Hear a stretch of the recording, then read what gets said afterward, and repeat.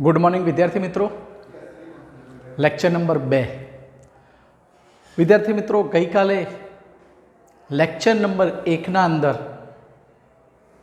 लुईसनो अभिगम सीखी गया। मित्रों लुईसनो अभिगम सहसंयोजक बंध तरफ दौरी जाए छे। मित्रों याद रखजो गई काले तमे जे लुईसनो अभिगम सीखी गया ए लुईसनो अभिगम सहसंयोजक बंधनी समझूती आपे छे।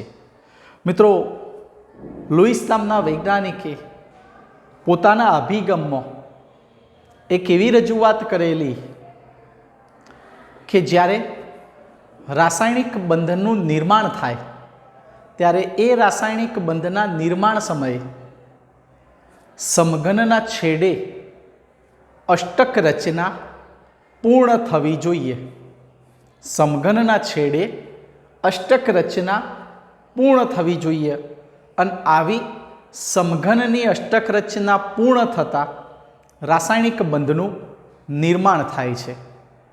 परंतु मित्रों एनी साथे रासायणिक बंधनी समजूती आपनार बीजा वैज्ञानिक हता जे वैज्ञानिकनुं नाम हतुं कोसेल। मैं गई काले तमने कह्युं हतुं के वॉल्थर कोसेल नामना वैज्ञानिक कि आ वॉल्थर कोसेल नामना वैज्ञानिकनो अभिगम जे रासायणिक बंध माटेनो हतो ए संपूर्ण आयनीय बंधनी समजूती आपतो हतो। मित्रों याद राखजो के लुईसनो अभिगम सहसंयोजक बंध तरफ दौरी जाय छे ज्यारे कोसेलनो अभिगम आयनीय बंध तरफ लई जशे।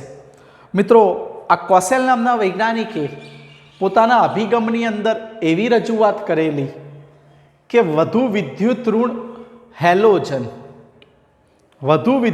हेलोजन अने ऊंचा विद्युत धनमयता धरावता आल्कली तत्वों उमदा वायुओथी अलग पड़े छे। मित्रों तमे आवर्त कोष्टक सीखी गया। आवर्त कोष्टकना अंदर समूह 17 के जेने आपणे हेलोजन समूहना तत्वों तरीके ओळखता आ हेलोजन समूहना तत्वों के जेनी विद्युत ऋणता सौथी वधु होय छे एनी साथे साथे एनी इलेक्ट्रो प्राप्ति एन्थाल्पीना मूल्यों सौथी वधु ऋण होय छे। अने मित्रों ए पण तमे सीखी गया कि जेनी इलेक्ट्रॉन प्राप्ति एन्थाल्पीना मूल्यों सौथी वधु ऋण होय ए सरळताथी ऋणायन बनावी शके। ए ज प्रमाणे आल्कली तत्वों के जे झड़पथी पोतानी संयोजकता कक्षानो एक इलेक्ट्रॉन गुमावी ले छे एटले आपणे एम कही सकीए के जेनी आयनीकरण एन्थाल्पीना मूल्यों खूब नीचा होय अने जेनी आयनीकरण एन्थाल्पीना मूल्यों खूब नीचा होय मित्रों एनी धनमयता हमेशा वधु होय। याद राखो ज्यारे विद्युत ऋणतानी वात आवे तो हेलोजन समूह, ज्यारे विद्युत धनमयतानी वात आवे तो आल्कली समूह। आल्कली समूहना तत्वों झड़पथी धन आयन बनवानुं वलन धरावशे ज्यारे हेलोजन समूहना तत्वों झड़पथी ऋण आयन बनवानुं वलन धरावशे।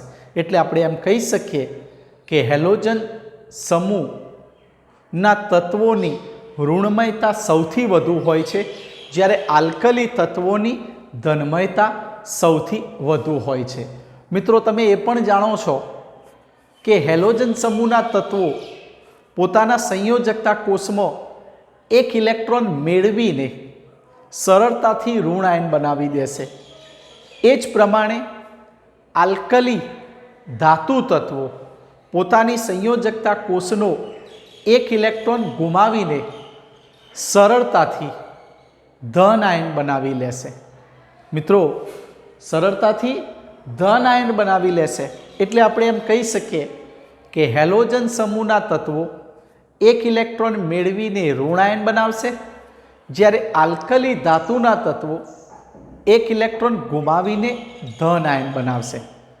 मित्रों हेलोजन समूहना तत्वों एक इलेक्ट्रॉन मेळवीने ऋण आयन बनावशे ज्यारे आल्कली धातु तत्वों एक इलेक्ट्रॉन गुमावीने धन आयन बनावशे। एटले मित्रों एम कही सकीए के अहींया ऋण आयन अने धन आयननुं सरळताथी निर्माण थशे। ऋण आयन अने धन आयननुं सरळताथी निर्माण थशे। बीजું મિત્રો જ્યારે ધન આયન અને ઋણ આયનનું નિર્માણ થશે ત્યારે એમ કહી શકીશું કે આ બંનેના વીજભાર પરસ્પર વિરુદ્ધ હશે અને વીજભાર પરસ્પર વિરુદ્ધ હોવાના કારણે એમના વચ્ચે એક પ્રકારે આકર્ષણ રચાશે। અને મિત્રો આપણે ગઈકાલે પણ શીખી ગયા કે આ બંને વચ્ચે જે આકર્ષણ થશે ત્યારે બંને વચ્ચે નિર્માણ થતું આકર્ષણ એટલે કે સ્થિર વિદ્યુતકીય આકર્ષણ તરીકે ઓળખાશે। કયા નામથી ઓળખાશે મિત્રો? સ્થિર વિદ્યુતકીય આકર્ષણ, જે ગઈકાલે મેં તમને કહેલું કે ઇલેક્ટ્રોવેલેન્ટ એટ્રેક્શન। સ્થિર વિદ્યુતકીય આકર્ષણ એટલે કે ઇલેક્ટ્રોસ્ટેટિક એટ્રેક્શન, સોરી મિત્રો, ઇલેક્ટ્રોસ્ટેટિક એટ્રેક્શન તરીકે ઓળખાશે। અને આવું ઇલેક્ટ્રોસ્ટેટિક એટ્રેક્શન એટલે કે સ્થિર વિદ્યુતકીય આકર્ષણ બળથી એ જોડાશે અને આવા સ્થિર વિદ્યુતકીય આકર્ષણ બળને કારણે એમના વચ્ચે જે બંધ નિર્માણ થશે એને આપણે ઇલેક્ટ્રોવેલેન્ટ બોન્ડ, વિદ્યુત સંયોજકતા બંધ તરીકે ઓળખીશું। કયા નામથી મિત્રો ઓળખવામાં આવશે? વિદ્યુત સંયોજકતા બંધ તરીકે ઓળખવામાં આવશે। અને આવા વિદ્યુત સંયોજકતા બંધ કે જેને આપણે આયનીય બંધ તરીકે ઓળખીશું। કયા નામથી ઓળખવામાં આવશે મિત્રો? આયનીય બંધ। મિત્રો યાદ રાખો કે જ્યારે કોસેલના અભિગમની રચના લખવામાં આવે તો કોસેલના અભિગમની રચના માટે આ 5 મુદ્દા, કદાચ આ મુદ્દા સ્ક્રીનમાં નહીં દેખાતા હોય તો હું તમને સ્ક્રીન પૂર્ણ બતાવું છું, પણ તમે જે આ તરફ 3 મુદ્દા રહેલા છે મિત્રો, એ 3 મુદ્દાને બરાબર ધ્યાનથી નોંધી લેજો। હવે મહત્વની વાત આવી કે હેલોજન સમૂહના તત્વો એક ઇલેક્ટ્રોન મેળવીને ઋણ આયન બનાવશે, આલ્કલી ધાતુ તત્વો એક ઇલેક્ટ્રોન ગુમાવીને ધન આયન બનાવશે। અહીં મિનિંગ એક જ રહેશે કે ઇલેક્ટ્રોન મેળવીને ઋણ આયન બનાવવું અને ઇલેક્ટ્રોન ગુમાવીને ધન આયન બનાવવું, એનો અર્થ એવો થશે કે હેલોજન સમૂહના તત્વો અને આલ્કલી ધાતુ તત્વો એના નજીકના નિષ્ક્રિય તત્વ જેવી સ્થાયી અષ્ટક રચના પૂર્ણ કરશે। નજીકના નિષ્ક્રિય તત્વ જેવી સ્થાયી અષ્ટક રચના પૂર્ણ કરશે। આનો મતલબ NH2NP6 પ્રકારની ઇલેક્ટ્રોનીય રચનાએ ધારણ કરશે। ક્યાં ધારણ કરશે? એના સંયોજકતા કોષમાં, એના સંયોજકતા કોષમાં। મિત્રો આ 3 મુદ્દાનો પહેલો સ્ક્રીનશોટ લઈ લો।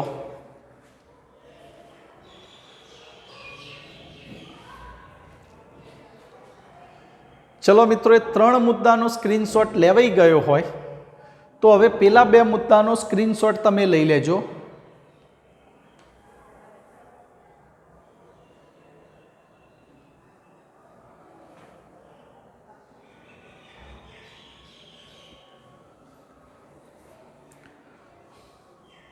ચલો મિત્રો, એ પણ સ્ક્રીનશોટ લેવાઈ ગયો હશે। ટોટલી આ 5 મુદ્દાઓ તમે યાદ રાખશો। ઓકે, ક્લિયર થઈ ગયું મિત્રો? 5 મુદ્દાઓ યાદ રાખશો। ચલો મિત્રો, ઓકે। હવે મિત્રો આને સમજીએ આપણે કે આ શું કહેવા માંગે છે, કારણ કે આનો અભિગમ માટે એક ઉદાહરણ આપવું જરૂરી બનશે મિત્રો। કોસેલનો અભિગમ સમજાવવા માટે એક ઉદાહરણની જરૂરિયાત રહેશે। એ ઉદાહરણ આપણે NaClના અંદર આયનીય બંધની રચના કરીએ મિત્રો। ગઈકાલે શીખી ગયા એ જ વસ્તુ ખૂબ સરળ છે મિત્રો। એ જ પ્રમાણે NaClમાં આયનીય બંધની રચના, આ એનું એક ઉદાહરણથી સમજાવવાનો અભિગમ, એક ઉદાહરણથી આ અભિગમ તમે મિત્રો સમજાવજો। NaClમાં આયનીય બંધની રચના।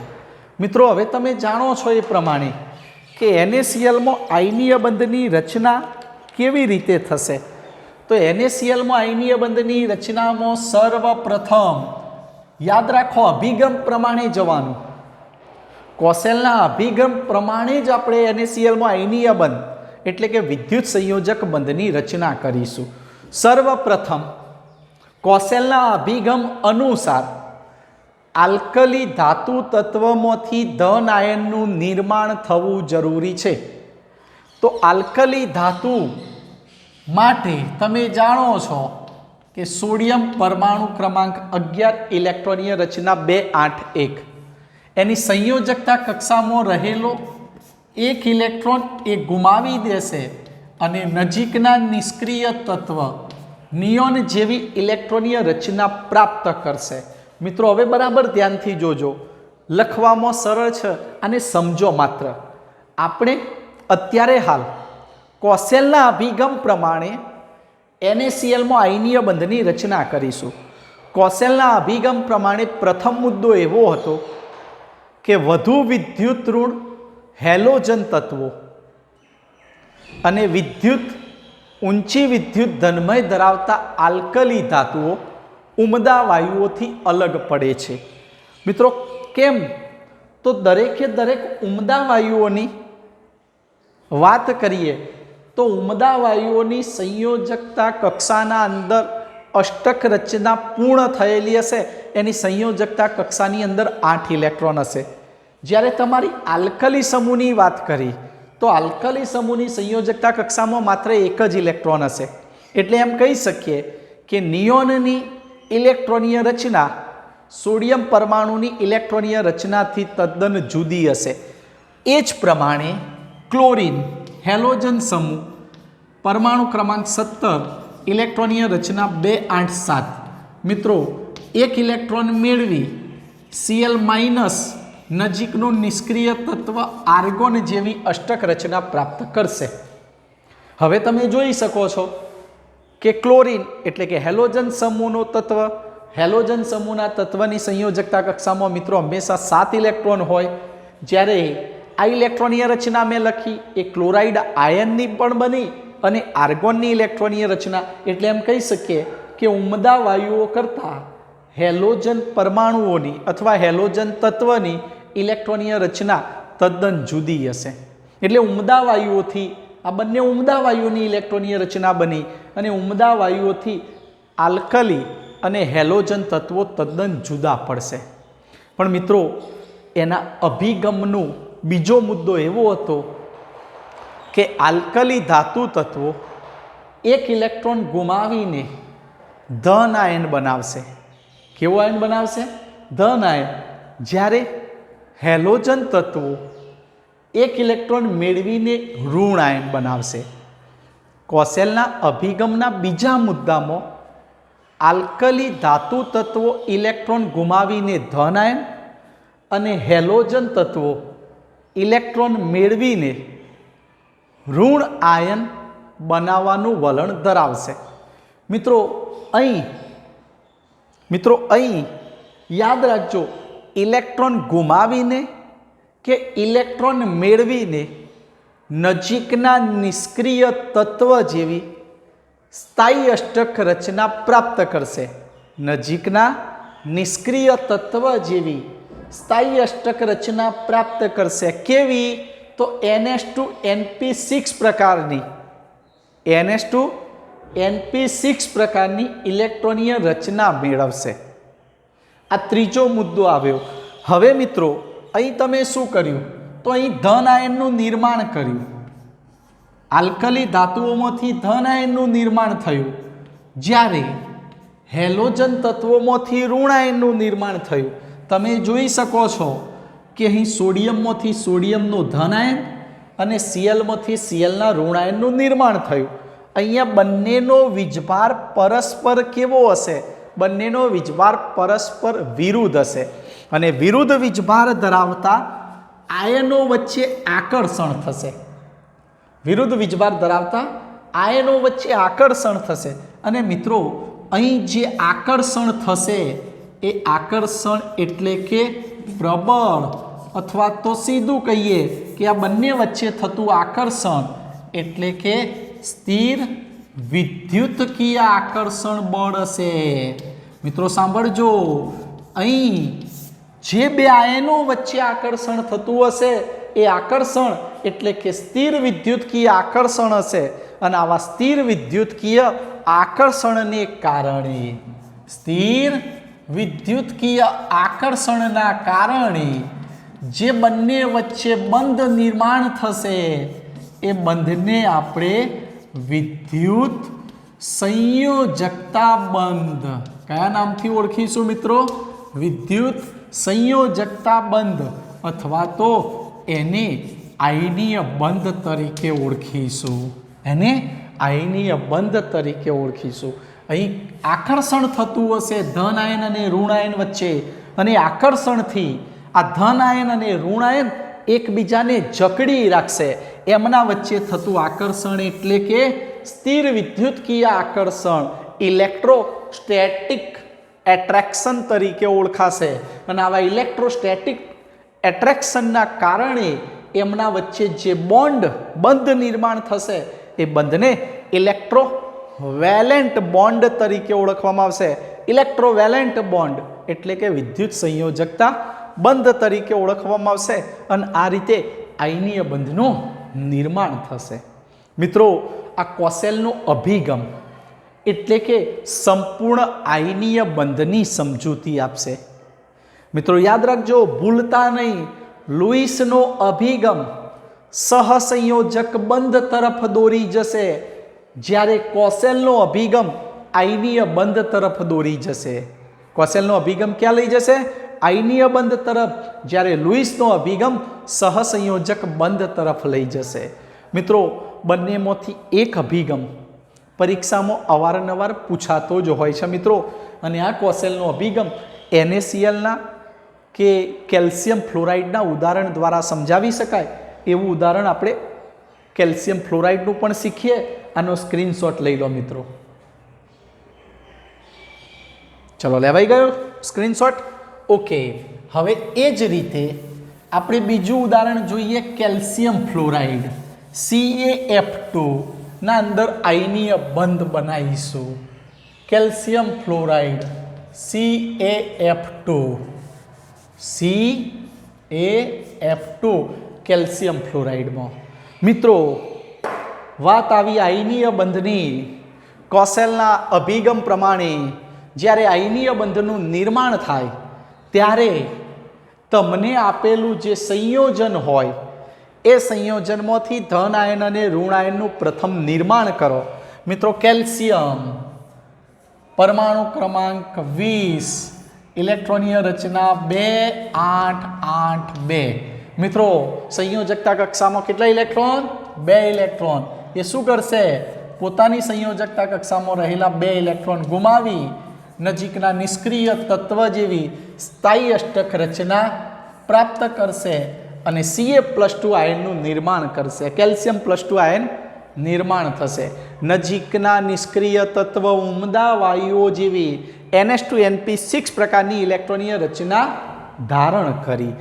એ જ રીતે ફ્લોરિન એટોમિક નંબર 9, ઇલેક્ટ્રોનીય કોન્ફિગરેશન 2 7, 1 ઇલેક્ટ્રોન મેળવશે, બનાવશે ફ્લોરાઇડ આયન.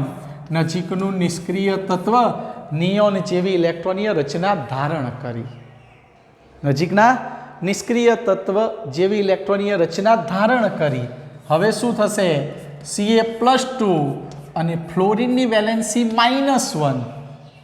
તમે જાણો છો, મેં તમને શીખવાડી દીધું કે અહીં ફ્લોરાઇડના આયનો કેટલા જોઈશે? 2. આવા 2 ફ્લોરાઇડના આયનો સાથે પ્રક્રિયા થઈ કેલ્શિયમ ફ્લોરાઇડ આયનીય સંયોજનનું નિર્માણ થશે. મિત્રો, તમે અહીંયા સીધા 2 ફ્લોરિન બતાવી 2 ઇલેક્ટ્રોન બતાવશો તો પણ ચાલશે, અને સીધી પ્રક્રિયા આ રીતે દર્શાવશો તો પણ ચાલશે. નિયમ એક જ, ધન આયન અને ઋણ આયનનું નિર્માણ કરો અને આવા ધન આયન અને ઋણ આયનમાંથી આયનીય સંયોજનનું નિર્માણ કરો. મિત્રો, કેલ્શિયમ ફ્લોરાઇડ કેવું સંયોજન? આયનીય સંયોજન. અગાઉના ચેપ્ટરમાં મેં તમને શીખવાડી દીધું હતું કે આયનીય બંધથી નિર્માણ પામે તો એવા સંયોજનને આયનીય સંયોજન તરીકે ઓળખાય, જ્યારે સહસંયોજક બંધથી નિર્માણ પામે તો એવા સંયોજનને સહસંયોજક સંયોજન તરીકે ઓળખવામાં આવશે. સ્ક્રીનશોટ લઈ લો, પછી આગળના મુદ્દાની ચર્ચા કરીએ. મિત્રો,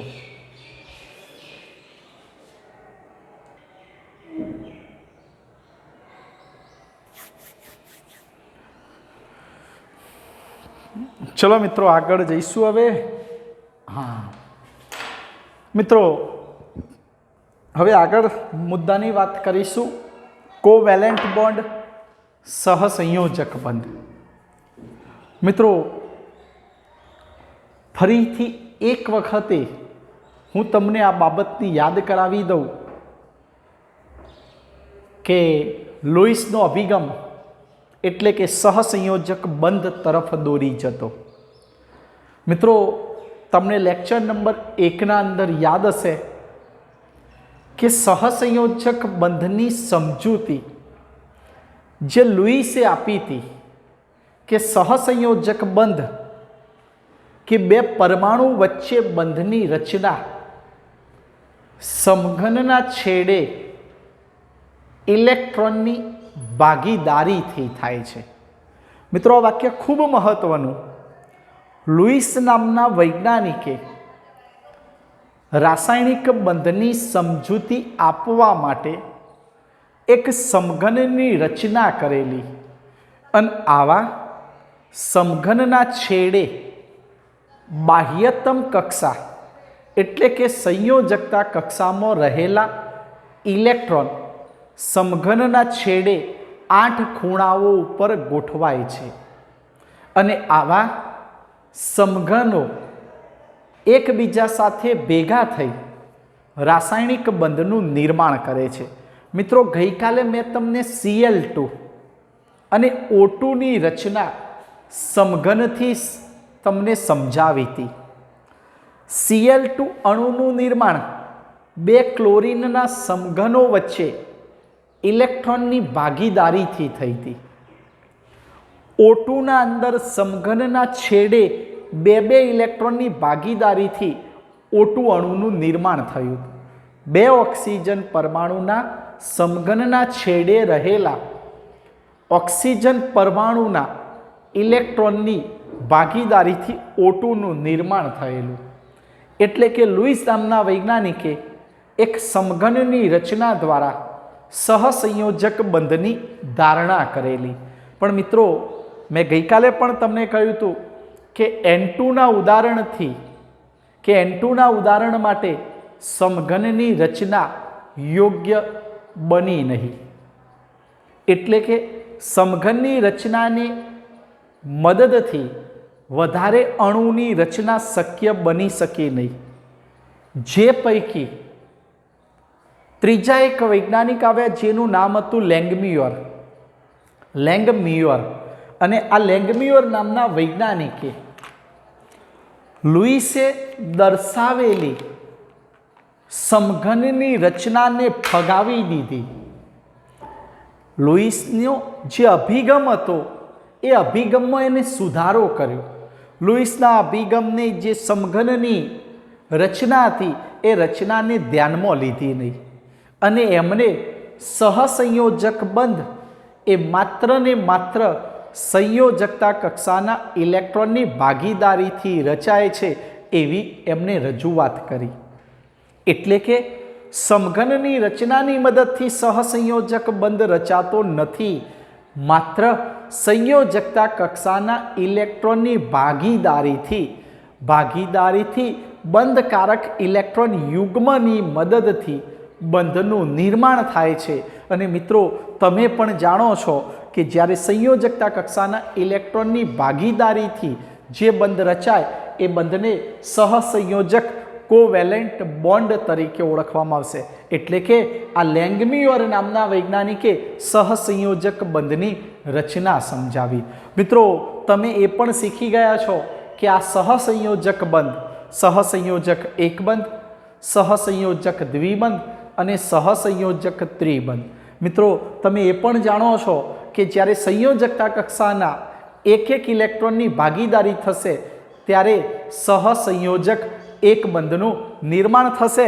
આવા સહસંયોજક એક બંધ માટે આપણે ઉદાહરણ પહેલું શીખીએ Cl2. Cl2માં સહસંયોજક બંધની રચના. મિત્રો, સૌથી મહત્વની વાત આવી. લેક્ચર નંબર 1ના અંદર તમે શીખી ગયા કે સહસંયોજક બંધની રચના કરવી હોય ત્યારે સર્વપ્રથમ લુઈસ સંજ્ઞાની મદદની જરૂર પડે.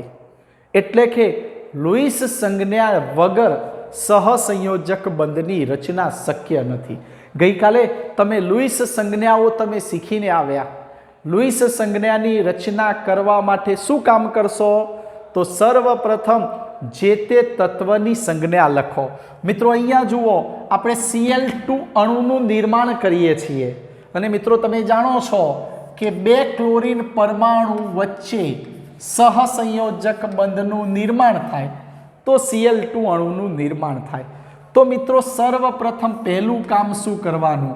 પહેલું કામ કરવાનું, જે તે તત્વની સર્વપ્રથમ તમે સંજ્ઞા લખો. ચલો આ લખી દીધી સંજ્ઞા, અહીંયા પણ લખી દીધી મેં સંજ્ઞા. લખી દીધી મિત્રો? જો ધ્યાનથી સાંભળો, સર્વપ્રથમ લુઈસ સંજ્ઞા લખો. લુઈસ સંજ્ઞા એટલે કે આ Clની મેં સંજ્ઞા લખી, એ જ પ્રમાણે અહીં પણ Cl સંજ્ઞા લખી. તત્વની સંજ્ઞા લખી દીધા પછી એની આસપાસ ટપકા સ્વરૂપે, બિંદુ સ્વરૂપે સંયોજકતા કક્ષામાં રહેલા ઇલેક્ટ્રોનની સંખ્યાને દર્શાવો. મિત્રો તમે જાણો છો કે ક્લોરીન કે જેનો પરમાણુ ક્રમાંક 17, ઇલેક્ટ્રોનીય રચના 2, 8, 7, એની સંયોજકતા કક્ષામાં કેટલા ઇલેક્ટ્રોન? તો એની સંયોજકતા કક્ષામાં 7 ઇલેક્ટ્રોન. તો એની સંયોજકતા કક્ષાના ઇલેક્ટ્રોન મેં એની સંજ્ઞાની આસપાસ એટલે કે તત્વની સંજ્ઞાની આસપાસ ટપકા સ્વરૂપે દર્શાવ્યા. એટલે કે આ મેં લુઈસ સંજ્ઞાની રચના કરી. કઈ રચના કરી? લુઈસ સંજ્ઞાની. એ જ રીતે આ બીજા ક્લોરીન પરમાણુની આસપાસ પણ એની સંયોજકતા કક્ષાના ઇલેક્ટ્રોનને એક સંજ્ઞા સ્વરૂપે તમે દર્શાવશો. ચલો આ પણ મેં દર્શાવી દીધા.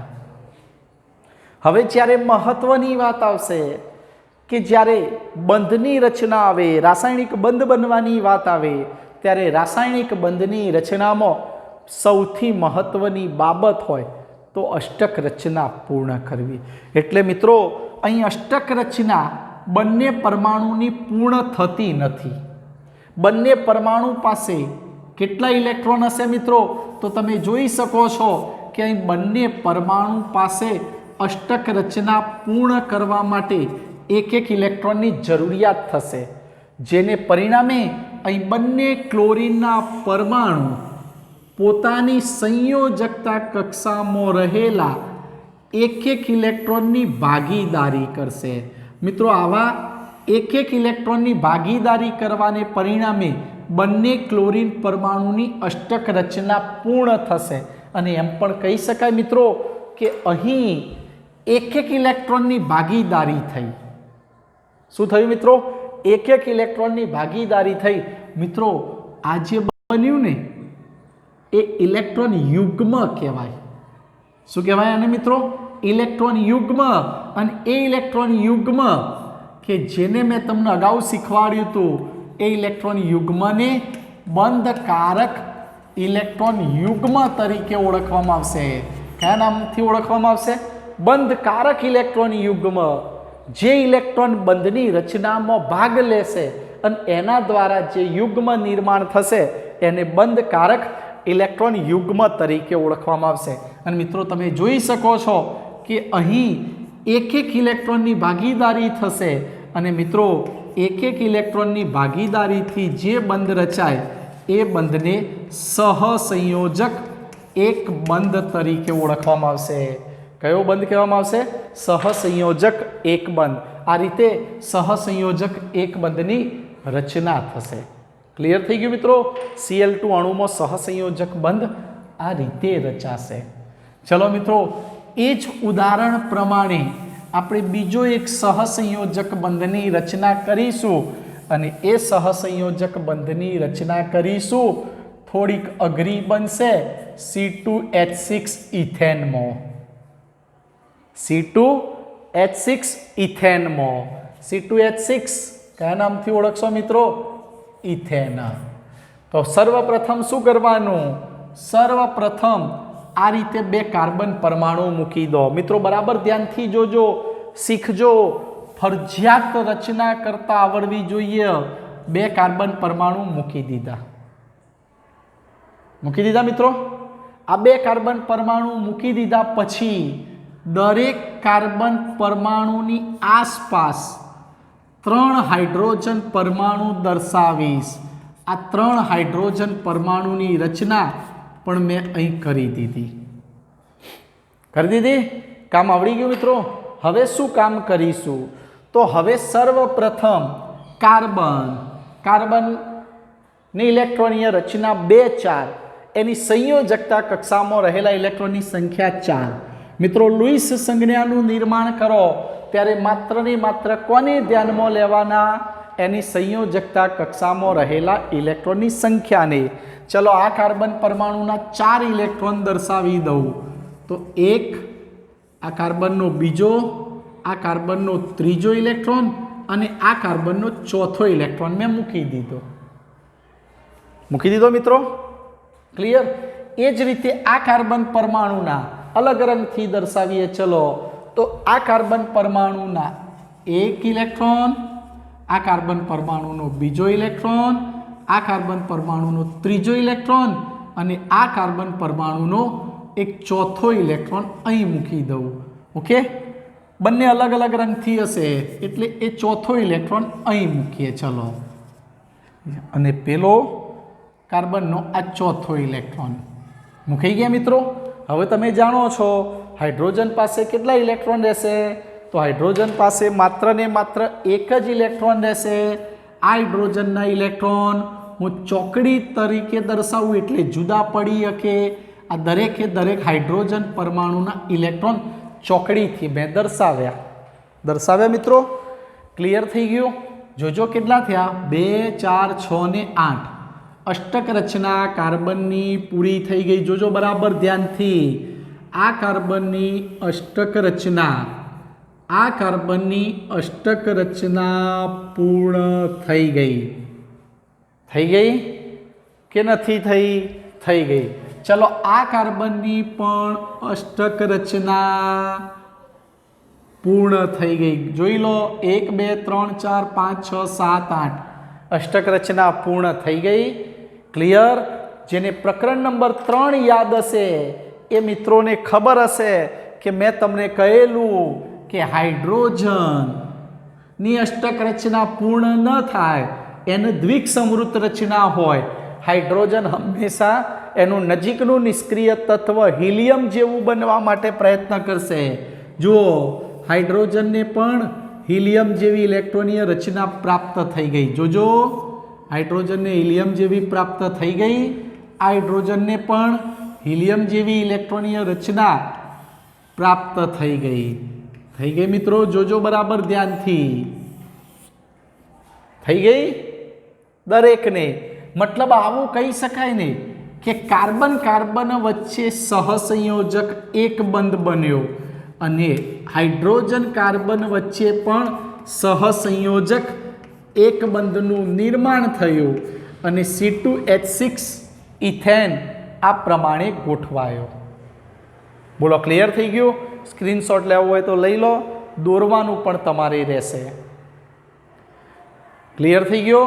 અહીં દરેક વખતે જોજો, દરેક જગ્યાએ સહસંયોજક એક બંધ બનશે અને અહીંયા ટોટલ બંધની સંખ્યા કેટલી? 1 2 3 4 5 6 ને 7. કેટલા બંધ બન્યા? C2H6ના અંદર કુલ બંધની સંખ્યા કેટલી રહેશે? 7.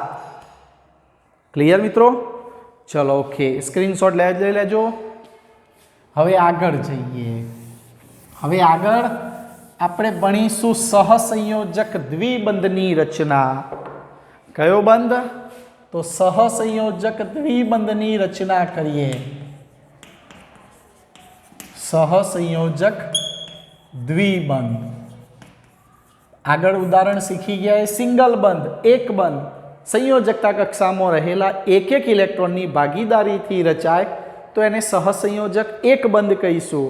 જ્યારે બે ઇલેક્ટ્રોનની ભાગીદારીથી રચાય તો એને કયા નામથી ઓળખવામાં આવશે? દ્વિબંધ. એનું ઉત્તમ ઉદાહરણ O2. ચલો મિત્રો, મેં શીખવાડ્યું હતું એ પ્રમાણે પહેલું સ્ટેપ શું કરવાનું? પહેલું ઓક્સિજન પરમાણુની સંજ્ઞા દોરી દો. ચલો, 2 ઓક્સિજન પરમાણુની સંજ્ઞા O લખી દીધી. ચલો, 2 ઓક્સિજન પરમાણુની સંજ્ઞા O લખી દીધી. બે ઓક્સિજન પરમાણુની સંજ્ઞા લખી દીધા પછી એની આસપાસ સંયોજકતા કક્ષાના ઇલેક્ટ્રોનને દર્શાવી દો. ચલો આ રીતે મેં તમને શીખવાડ્યું હતું. સ્ટેપ જો યાદ હોય તો મેં આ રીતે દર્શાવ્યા. પહેલાં જોઈ લેજો બરાબર ધ્યાનથી. મેં તમને આ રીતે દર્શાવ્યા હતા. એ જ પ્રમાણે આ ઓક્સિજનના 6 ઇલેક્ટ્રોન આ રીતે મૂકી દો. ચલો મૂકી દીધા. જોજો બરાબર ધ્યાનથી. આ બંને ઓક્સિજન પરમાણુના 6 ઇલેક્ટ્રોનની રચના કરી. હવે માની લો આ એક એક ઇલેક્ટ્રોનની ભાગીદારી કરશે તો કેટલા થશે? 2, 4, 6 ને 7 થશે. અષ્ટક રચના પૂરી થશે નહીં. એટલે અષ્ટક રચના પૂરી કરાવવા માટે આ ઇલેક્ટ્રોનને અહીં ગોઠવીએ, આ ઇલેક્ટ્રોનને અહીં ગોઠવીએ. જોજો બરાબર ધ્યાનથી. જોયું તમે? અષ્ટક રચના પૂરી કરાવવા. થોડુંક જો તમને ન દેખાય તો મોટું ઉદાહરણ દોરીએ, મોટા સ્ક્રીનમાં દેખી શકો એવું. ચલો મિત્રો, ન દેખાતું હોય તો આ એક ઓક્સિજન પરમાણુ, આ બીજો ઓક્સિજન પરમાણુ. ઓક્સિજન પરમાણુની આસપાસ કેટલા ઇલેક્ટ્રોન મૂકીશું? તો ઓક્સિજન પરમાણુની આસપાસ આવા 6 ઇલેક્ટ્રોન મૂકી દીધા. ચલો મિત્રો જોઈ લેજો, જે રચના કરી હતી એ જ પ્રમાણે આ 6 ઇલેક્ટ્રોન એની સંયોજકતા કક્ષાના બતાવી દીધા. હવે તમે જોજો, આની અષ્ટક રચના પૂર્ણ થઈ ગઈ. બીજા ઓક્સિજન પરમાણુની અષ્ટક રચના પૂરી થઈ ગઈ કે ના થઈ ગઈ? 2, 4, 6 ને 8 બંનેની અષ્ટક રચના પૂરી થઈ ગઈ. અહીંયા ઇલેક્ટ્રોન યુગ્મ કેટલા બન્યા? તો ઇલેક્ટ્રોન યુગ્મ બન્યા 2. યુગ્મ ક્યારે બને? જ્યારે બંને ઇલેક્ટ્રોનની ભાગીદારી થાય ત્યારે. અહીં કેટલા ઇલેક્ટ્રોનની ભાગીદારી થઈ? તો 2 ઇલેક્ટ્રોનની. આ ઓક્સિજનનો એક, આ ઓક્સિજનનો એક, એટલે આ 2 ઇલેક્ટ્રોન, 2 ઇલેક્ટ્રોનની ભાગીદારી થઈ. અને 2 ઇલેક્ટ્રોનની ભાગીદારી થાય ત્યારે એમના વચ્ચે કયો બંધ રચાશે? તો એમના વચ્ચે દ્વિબંધ રચાશે. કયો બંધ રચાશે? દ્વિબંધ રચાશે. ચલો મિત્રો, એક કામ તમને હોમવર્કમાં આપું છું. C2H4 જેને તમે કયા નામથી ઓળખો છો? ઇથિન. ઇથિનમાં દ્વિબંધ રચવાનો છે તમારે. ઇથિનમાં દ્વિબંધનું નિર્માણ જાતે કરશો કે એવું શીખવાડું? પ્રયત્ન કરો તો આવડશે. C2H4 અને C2H4માં ઇથિન, એના અંદર દ્વિબંધની રચના કરો. જાતે પ્રયત્ન કરો, હું શીખવાડું છું. 1 મિનિટ.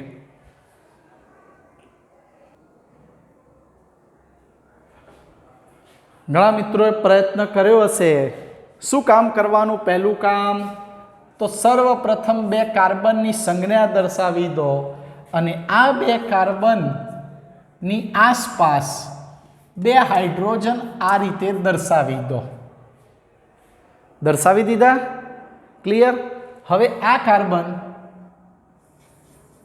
1 ઇલેક્ટ્રોન, આ કાર્બનનો બીજો ઇલેક્ટ્રોન, આ કાર્બનનો ત્રીજો અને આ કાર્બનનો ચોથો. મિત્રો યાદ રાખો, આના નીચે એક સહેલામાં સહેલી વાત તમને કરી દઉં. હંમેશા યાદ રાખજો, આના નીચે કોઈ પણ પરમાણુ ગોઠવાયેલો નથી એટલે ત્યાં ઇલેક્ટ્રોન મૂકશો નહીં. ક્લિયર? આ કાર્બનના 4 થઈ ગયા. એ જ રીતે આ કાર્બનના 4 મૂકી દો. ચલો મૂકી દીધા. આ કાર્બનના 4 મૂકી દીધા. હવે શું કામ કરશો? હાઇડ્રોજનના ચોકડી વડે દર્શાવી દીધા. દર્શાવી દીધા. મિત્રો બરાબર ધ્યાનથી જોજો, આ રચના જોજો. અષ્ટક રચના પૂરી થશે. ગણો 2, 4, 6 ને 8 અષ્ટક રચના પૂરી. આ કાર્બનની અષ્ટક રચના પૂરી થઈ ગઈ. કેટલા ઇલેક્ટ્રોનની ભાગીદારી થઈ? તો કાર્બન કાર્બન વચ્ચે 2 ઇલેક્ટ્રોનની ભાગીદારી થઈ. અહીં હાઇડ્રોજન, અહીં હાઇડ્રોજન, અહીંયા 1 ઇલેક્ટ્રોનની ભાગીદારી થઈ. તો અહીં સહસંયોજક એક બંધ બનશે. કાર્બન હાઇડ્રોજન વચ્ચે 1 ઇલેક્ટ્રોનની જ ભાગીદારી થઈ એટલે સહસંયોજક એક બંધ બનશે. જ્યારે કાર્બન કાર્બન વચ્ચે 2 ઇલેક્ટ્રોનની ભાગીદારી થઈ એટલે દ્વિબંધ બનશે. ચલો એ જ રીતે ત્રિબંધ જોઈ લઈએ. સ્ક્રીનશોટ લેવો હોય તો લઈ શકો છો મિત્રો.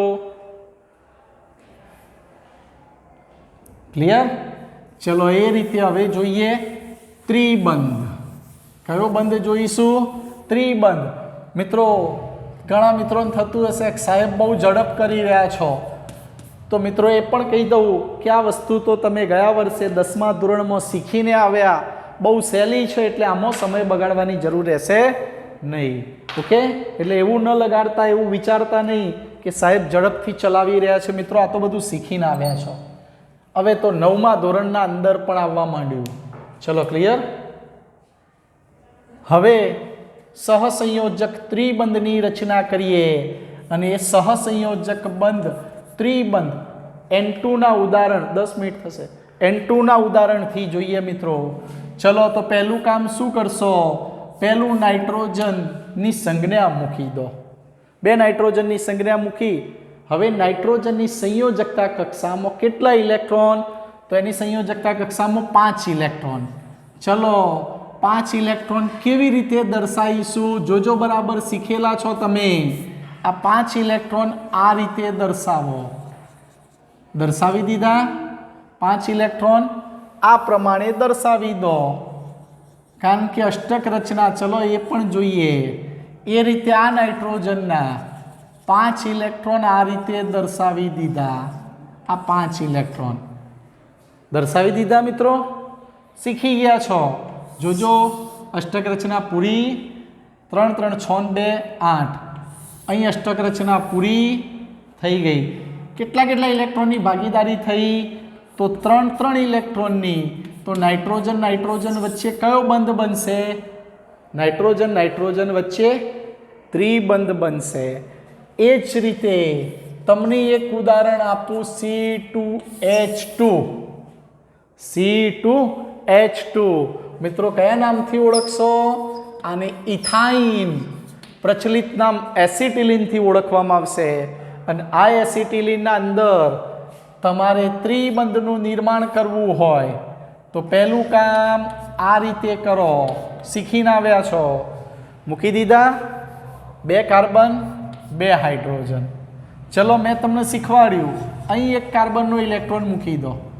નીચે ઉપર કોઈ નથી, તો કાર્બનના બાકી રહેલા 3 ઇલેક્ટ્રોન, કાર્બન પાસે ટોટલ 4 હોય, આ 3 મૂકી દીધા. ઉપર નીચે કોઈ તત્વ નથી એટલે ઇલેક્ટ્રોન મૂકવાની જરૂર જ નહીં પડે. ચલો એ જ રીતે આ કાર્બનના 4 ઇલેક્ટ્રોન આ દર્શાવી દીધા.